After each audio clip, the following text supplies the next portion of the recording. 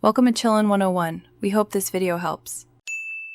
You will start by verifying ports and drivers. Do this now. First, plug the interactive board into wall power and turn it on, then power the computer.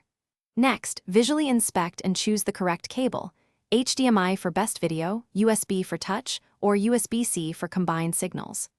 Once chosen, make sure the manufacturer driver and screen share or whiteboard software are downloaded to the computer.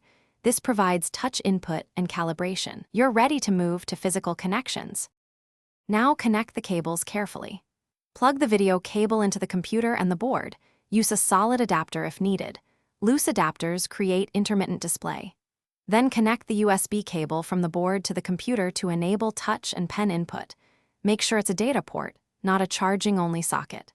Once both connected, change the interactive board's input to the video source you used, and on the computer choose Duplicate or Extend Display. This ensures visible output and touch control. Finish by installing and running the calibration utility that comes with the driver or app. This aligns touch points to the screen. Test the pen, touch, audio, and any networked whiteboard features. Interact with corners and draw straight lines to confirm accuracy.